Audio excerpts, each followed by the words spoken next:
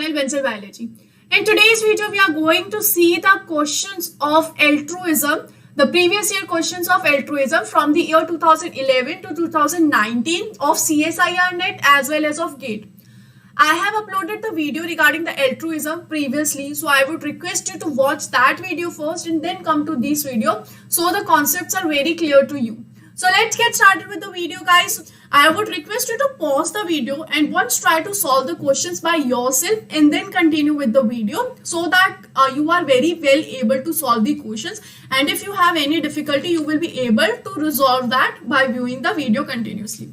So let's see, guys. So the first question is that donor is sacrificing C offspring, that is cost is C and the benefit to the recipient is B. Okay, and the recipient of by a coefficient is gamma. So here the R is given as gamma. R is what? Relatedness, coefficient of relatedness. Under what condition will kin selection favor the altruistic act? As simple as that. इसमें सिर्फ इतना पूछा है कि altruism जो है वो कब फेवर होगा. उसके लिए हमें पता है, हमें हैमिल्टन्स का जो रूल है वो लगाना है, वो कि क्या होता है, RB must be greater than C. ठीक है, अब हम अगर इसमें इस फॉर्मूले को देख के अगर हम इधर जाएं तो क्या कहीं पे भी ऐसा कोई ऑप्शन दिख रहा है आपको? नो, कोई भी ऑप्शन ऐसा नहीं है. तो लेट्स सी कि क्या चेंज हो सकता है इस हैमिल्टन्स रूल में. So if I see the first option, it is not at all similar to the Hamilton's rule, so it is totally wrong. अगर मैं बी में देखूं तो यहाँ पे बी की value must be larger than RC लिखा हुआ है. ये भी ऑप्शन बिल्कुल गलत है, ये तो इसका पूरा अपोजिट है. If I see option C and option D, इन दोनों में से मुझे कुछ लग रहा है कि हाँ हो सकता है आंसर. तो if I say that the C value is 10, अगर मैं मानूं कि सी वैल्यू जो है वो 10 है, तो ये जो है आरबी का अगर मैं सॉल्व करके वैल्यू लूं तो ये 11 होगा, 12 होगा, 13 होगा, 14 होगा. तभी क्या हो सकती है, इसकी वैल्यू 10 से ज्यादा हो सकती है. तभी क्या होगा, एल्ट्रुइज्म होगा. अगर इन दोनों की वैल्यू ही 10 हो गई तो एल्ट्रुइज्म नहीं हो सकता. ठीक है, तो ये वाला तो केस होगा ही नहीं. अब अगर मैं यहाँ पे 11 को माइनस करूँ 10 से तो क्या वैल्यू आएगी, 1 आएगी. अगर मैं 12 को माइनस करूँ 10 से तो क्या आएगी, 2 वैल्यू आएगी. तो ये जितनी भी वैल्यू आ रही है आफ्टर माइनस करने के बाद, वो सारी वैल्यू क्या है, 0 से ज्यादा है. तो मैं क्या बोल सकती हूँ, अगर RB माइनस C मैंने किया तो that must be more than 0 obviously, क्योंकि RB की वैल्यू क्या है, C से ज्यादा है. ठीक है, तो इससे मुझे क्या पता चल रहा है, इससे मुझे ऑप्शन नंबर डी बिल्कुल सही लग रहा है. ऑप्शन नंबर सी तो हो ही नहीं सकता. इसका क्या कहना है कि 10 माइनस 10 इज इक्वल्स टू 0. अगर ऐसा कंडीशन होगा तो एल्ट्रुइज्म होगा, हो ही नहीं सकता है. बेनिफिट और रिलेटेडनेस का जो सॉल्यूशन है वो हमेशा कॉस्ट से ज्यादा आना चाहिए. अगर भाई तुम किसी शॉप पे कुछ खरीदने गए हो और तुम कोई सामान लेना चाहते हो, वो सामान अगर बहुत महंगा है और तुम्हें उसकी इतनी ज़रूरत नहीं है तो तुम क्यों खरीदोगे? तुम कोई सामान क्यों खरीदोगे जब उसका जो प्राइस है वो इतना महंगा नहीं है, ठीक ठाक है, और तुम्हें उससे बहुत ज़्यादा बेनिफिट हो रहा है. और अगर वो तुम्हारी रिलेटिव की दुकान हुई तो वो तो और ही बढ़िया बात है. तो तुम उस चीज़ को बड़े जल्दी से खरीद लोगे क्योंकि जो प्राइस है वो कम है, तुम्हें बहुत ज़्यादा बेनिफिट हो रहा है, प्लस वो तुम्हारी रिलेटिव की शॉप है. तो तभी क्या होता है, तभी एल्ट्रुइज्म होता है. As simple as that. Okay, next question देखते हैं. नेक्स्ट क्वेश्चन जो है वो दिसंबर 2012 का है. क्वेश्चन 1 सेकंड एल्ट्रुइज्म से ही ऑब्वियसली रिलेटेड है, जिसमें एक स्टेटमेंट दी हुई है कि सी जो है वो कॉस्ट है, आर जो है वो कोफिशिएंट ऑफ रिलेटेडनेस है, बी जो है बेनिफिट है, और आर की वैल्यू सी से या बी से ज्यादा होनी चाहिए, तभी क्या होगा, एल्ट्रुइज्म होगा. तो ये जो रूल है वो किसने दिया था, इज नोन एज, बहुत ही सिंपल है, हैमिल्टन्स रूल. मतलब ये दिसंबर 2012 के क्वेश्चन में तो आपको कुछ करना ही नहीं है, सीधा स्टेटमेंट से ही आपको पता चल रहा है हाँ हैमिल्टन्स रूल है, कुछ दिक्कत वाली बात ही नहीं है. So this was a super easy question. I will tell you this is the super super super easy question, कि इस क्वेश्चन में आपको कुछ करना ही नहीं था. नेक्स्ट क्वेश्चन देखते हैं. ये जो क्वेश्चन है ये थोड़ा इंटरेस्टिंग क्वेश्चन है. This is a interesting question. इसको सॉल्व करने में आपको थोड़ा मजा आएगा, थोड़ा ब्रेन भी लगेगा. एल्ट्रुइज्म से ही रिलेटेड है, जहाँ पे बेनिफिट की वैल्यू दी गई है 500 और कॉस्ट की वैल्यू दी गई है आपको 150. आपसे पूछा गया अगर हैमिल्टन्स रूल लगेगा तो एक्ट ऑफ एल्ट्रुइज्म परफॉर्म किया जाएगा जब रिलेटिव कौन होगा. जैसे कि अगर जो बंदा एल्ट्रुइस्टिक है, यानी कि जो क्या कर रहा है, मदद दे रहा है, तो जो रेसिपिएंट होगा वो इसका क्या होगा, ब्रदर होगा, सिस्टर होगा, स्टेप सिस्टर होगी, नेफ्यू होगा, नीस होगा, जो भी होगा। तो हमें उसके लिए किसकी वैल्यू चाहिए, हमें उसके लिए आर की वैल्यू चाहिए। तो हमें पता है ब्रदर के लिए आर की वैल्यू कितनी होती है, हाफ, नेफ्यू और नीस के लिए कितनी होती है 1/4, स्टेप सिस्टर के लिए होती है हाफ, स्टेप सिस्टर के लिए होती है 1/4, ब्रदर के लिए होती है हाफ और स्टेप सिस्टर के लिए होती है 1/4। राइट, हमने पिछले वीडियो में पूरा चार्ट बना के देख लिया था। मैंने आपको बोला था बस आपको 50-50% रिड्यूस करते जाना है। दादा दादी से पापा मम्मी का जो है वो हाफ होगा, फिर मम्मी पापा से बच्चे का हाफ होगा, लेकिन ग्रैंडफादर से पोते का या फिर ग्रैंडफादर से जो ग्रैंडसन है उसका कितना होगा 1/4। तो 50-50% रिड्यूस करते हुए जाना है आपको। तो यहाँ पे अगर मैं लूँ आर की value half, here if I take R की वैल्यू हाफ, वैसे आप ना इसको डायरेक्ट भी सॉल्व कर सकते हो। इधर 3 जगह 1/4 1/4 1/4 है, तो ये तीनों हो ही नहीं सकते क्योंकि 3 ऑप्शन करेक्ट नहीं हो सकते। ऑप्शन नंबर ए करेक्ट आपको साफ दिख रहा है क्योंकि उसी में ही जो आर की वैल्यू है वो डिफरेंट है। ठीक है, फिर भी हम इसको सॉल्व करके देख लेते हैं। जब हम करें आर बी की वैल्यू क्या होनी चाहिए, मोर देन सी होनी चाहिए। तो मैंने आर बी की वैल्यू पुट की हाफ, इनटू बी की वैल्यू है 500, मोर देन 150। इन दोनों को सॉल्व किया मैंने, क्या वैल्यू आ गई 250। 250 क्या 150 से ज्यादा होता है ना, एल्ट्रुइज्म हो जाएगा, आराम से हो जाएगा मैम। अगर मैं दूसरा करके देखूं, चलो मैं 1/4 भी ट्राई करके देख लेती हूँ। 500 इज मोर देन 150, इसको मैं सॉल्व करूंगी तो क्या आएगा 125, तो लेस देन हो गया 150। क्या होगा एल्ट्रुइज्म, बिल्कुल ही नहीं होगा मैम। कब होगा, इधर इस केस में होगा। कौन सा नंबर, ऑप्शन नंबर सही है, ए ऑप्शन नंबर सही है। हमें ऐसे ही देख के पता चल गया था, तो इतना दिमाग भी लगाने की जरूरत नहीं थी, लेकिन फिर भी फॉर कंफर्मेशन हमने करके देख लिया। Let's go to next question. Next question कब है, दिसंबर 2014 का क्वेश्चन है, CSIR का एक क्वेश्चन है। वंस अगेन बेनिफिट दिया हुआ है, कॉस्ट दिया हुआ है। Benefit is 40, cost is 12। Hamilton rule लगा के कब ए जो है वो बी की हेल्प करेगा। ठीक है, जब वो उसका नेफ्यू होगा तब, जब नीस होगा तब, या जब ग्रैंडसन ग्रैंड डॉटर होगी तब, या फिर डॉटर और सन होगा तब। वंस अगेन आर की वैल्यू देखनी है। नेफ्यू के लिए 1/4, नीस के लिए 1/4, ग्रैंडसन के लिए 1/4 एंड डॉटर के लिए हाफ। ठीक है, तो अगर मैं फिर से करूं, आर बी की value is more than C, half into 40 more than 12, 20 is more than 12, cut करके आई वैल्यू बिल्कुल सही, एल्ट्रुइज्म हो जाएगा, कोई शक ही नहीं है। अगर मैं 1/4, इधर भी 3 ऑप्शन में 1/4 है, एक ऑप्शन में हाफ है, आंख बंद करके पता चल रहा है भाई डी ऑप्शन है, कुछ कैलकुलेशन वगैरह करने की भी जरूरत नहीं है। फिर भी हम कंफर्मेशन के लिए करके देखेंगे क्योंकि हम तो जिद्दी हैं, हमें चाहिए कंफर्मेशन। जब तक हमें प्रूफ नहीं मिलता हम नहीं मानेंगे। सो 4 को अगर मैंने डिवाइड किया 40 से आया 10, 10 इज लेस देन 12, एल्ट्रुइज्म हो ही नहीं सकता। जब आरबी की वैल्यू हम सॉल्व करके जो सी है उससे ज्यादा आएगी, आरबी की जो वैल्यू है वो ज्यादा आनी चाहिए सी से। ठीक है, नेक्स्ट क्वेश्चन क्या है, वर्कर बीज। हमने देखा था वर्कर बीज भी क्या करती है, एल्ट्रुइज्म करती है। उसमें जो वर्कर होती है उसके खुद के ऑफस्प्रिंग्स नहीं होते, लेकिन फिर भी वो क्वीन के ऑफस्प्रिंग्स का ध्यान रखती है, खाना बनाती है, नेस्ट का ध्यान रखती है, सब करती है। तो ये सच में क्या कर रही है, एल्ट्रुइज्म कर रही है। We have seen this in the previous video.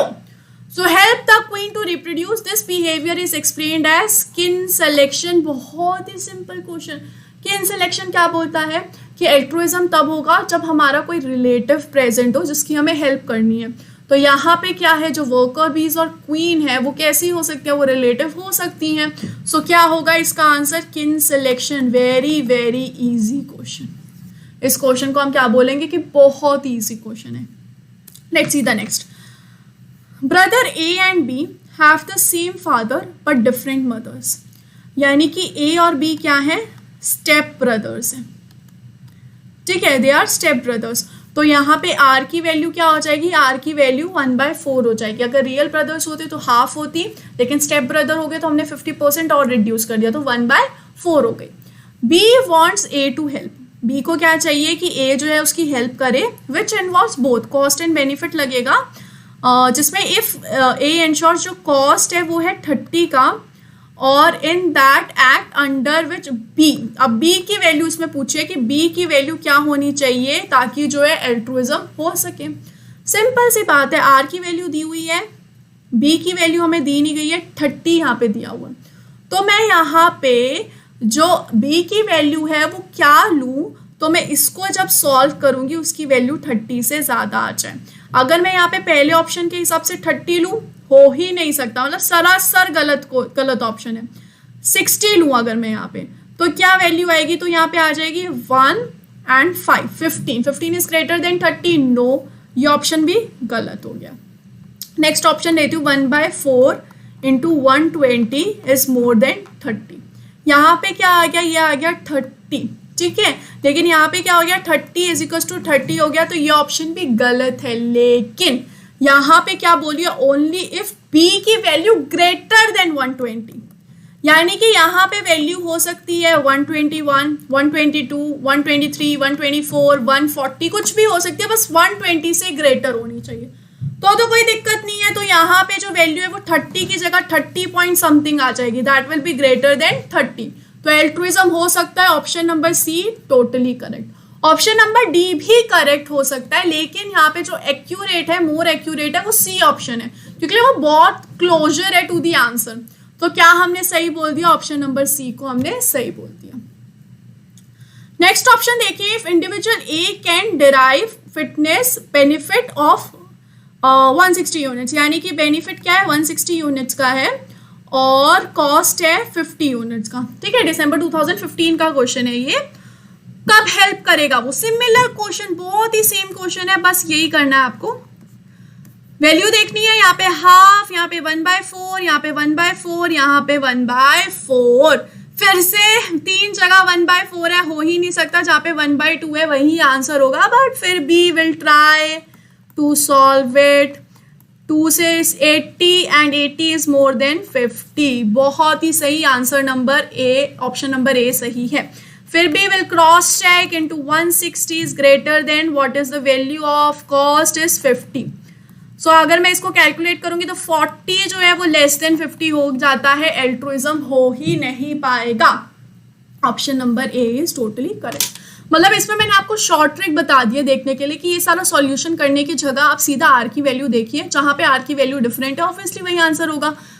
अगर 3 ऑप्शन में आर की वैल्यू सेम है तो वो ऑप्शन नहीं हो सकते करेक्ट, जहां पे डिफरेंट है वही वाला करेक्ट होगा।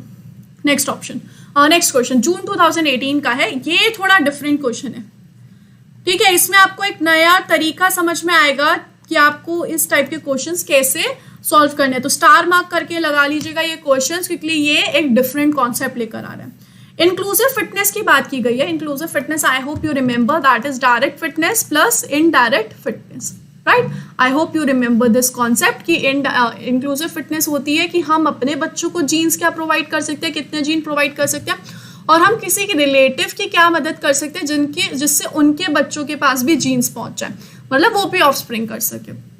तो इसमें बोला गया है ये, ठीक है, इमेजिन यू हैव 10 ऑफस्प्रिंग्स, आपके पास कितने ऑफस्प्रिंग हुए, 10 ऑफस्प्रिंग हुए। थ्रू डेली पेरेंटल केयर सिर्फ 5 ही सर्वाइव कर पाए, सर्वाइव कितने किए, सिर्फ 5 ही किए। You give your life in heroic deed to save a total of 5 nephew and niece, आपने 5 नेफ्यू और नीस को बचाया और आपने खुद के 5 बच्चों को बचा लिया। What is your inclusive fitness, आपकी इंक्लूसिव फिटनेस क्या है, ठीक है। अगर अभी मैं देखूं यहाँ पे ये 5 है, ये 5 है, तो बच्चे जनरली क्या करेंगे, 5 + 5 करके 10 कर देंगे, इंक्लूसिव फिटनेस तो 10 हो गई। भैया ऑप्शन देगा, ऑप्शन ही नहीं है 10 का, ये गलत तरीका है, ठीक है। लकीली जो CSIR नेट ने में 10 ऑप्शन नहीं दिया हुआ, नहीं तो बच्चे पक्का 10 ऑप्शन को करेक्ट करके आते हैं। इसमें ऐसे नहीं करना है, इसमें आपको क्या करना है, इसमें आपको RB की वैल्यू लेनी है। किसकी वैल्यू लेनी है, RB की वैल्यू। जैसे कि यहाँ पे जो बेनिफिट है वो कितना हुआ, 5 ऑफस्प्रिंग्स को हुआ, और R की वैल्यू क्या होगी, R की वैल्यू होगी हाफ, क्योंकि लिए किसकी बात चल रही है, फादर एंड ऑफस्प्रिंग की, तो उसमें R की वैल्यू कितनी होती है, हाफ होती है। यहाँ पे मैंने इसको किया 2.5 आ गया, यानी कि डायरेक्ट फिटनेस कितनी हो गई, 2.5 हो गई। वही मैंने लिया 1/4, क्योंकि नेफ्यू, और जो नेफ्यू के लिए 1/4 वैल्यू होती है, इंटू 5 किया तो वैल्यू कितनी आ जाएगी, 1. अगर मैंने इसको किया 4 and 4 1 ओके 2 5, ठीक है, 1.25 वैल्यू आ जाएगी। तो इनडायरेक्ट फिटनेस आ गई 1.25 और डायरेक्ट फिटनेस आ गई 2.5। दोनों को मैंने ऐड किया, 2.5 प्लस 1.25 क्या हो गई 3.75। इंक्लूसिव फिटनेस क्या हो गई 3.75 हो गई। Option number D is totally correct. तो आपको जब भी ऐसा कोई क्वेश्चन आ रहा है इंक्लूसिव फिटनेस के हिसाब से आपको क्या करना है, रिलेटेडनेस ऑफ कोफिशिएंट को मल्टीप्लाई करना है बेनिफिट के साथ और फिर उन दोनों की वैल्यू को ऐड करके आपका इंक्लूसिव फिटनेस आ जाएगा। तो स्टार मार्क करके लिख लेना। आपने अभी देखा कितनी बार क्वेश्चंस जो है वो रिपीट हुए हैं एल्ट्रुइज्म से रिलेटेड, और ये वाला जो क्वेश्चन है सिर्फ एक ही बार पूछा गया है, तो चांसेस आर देयर कि ये क्वेश्चन फिर से पूछा जाए। तो इस क्वेश्चन को स्टार मार्क करके अच्छे से लिख लेना, it's a new concept. Next question जो है वो गेट 2019 का है। हालांकि मैच द कॉलम है, लेकिन मैंने ये सिर्फ इसलिए रखा है क्योंकि आपको पता हो कि एल्ट्रुइज्म मैच द कॉलम में भी आ सकता है और उसमें आपको स्टेटमेंट बेस्ड आएगा। तो individual behaviour where fitness of other increases at the expense of self, क्या ये एल्ट्रुइज्म होता है? बेशक, कि किसी और की फिटनेस अच्छी हो रही है, भले ही मेरी फिटनेस बुरी हो जाए, मेरा एक्सपेंस चलेगा मुझे, लेकिन उसकी फिटनेस अच्छी होनी चाहिए। तो आर मैच हो गया आई के साथ। ठीक है, तो ऐसे क्वेश्चन किस में आ रहे हैं? गेट में आ रहे हैं उसके मैच द कॉलम के। सो इस टाइप के क्वेश्चंस भी एल्ट्रुइज्म से रिलेटेड आ सकते हैं।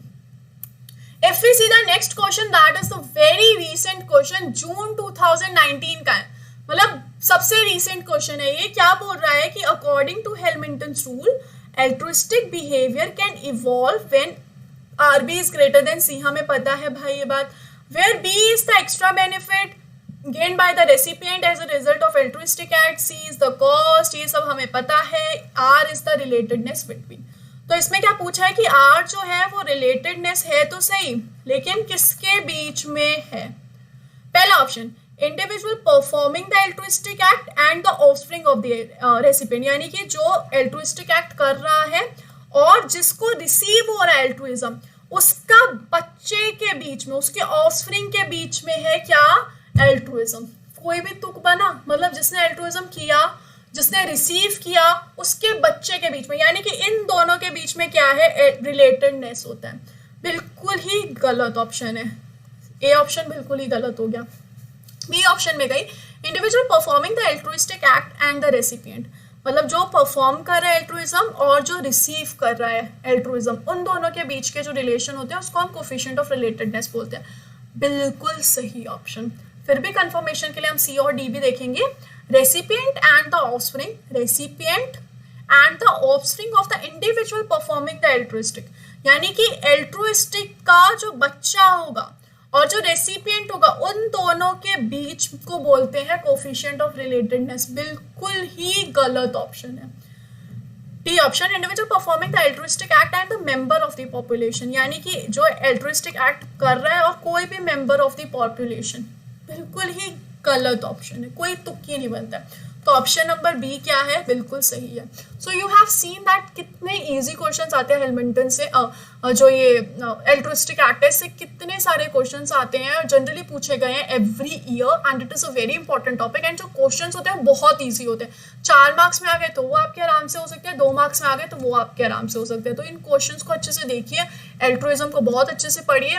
सो 4 और 2 मार्क्स विल बी योर्स आराम से।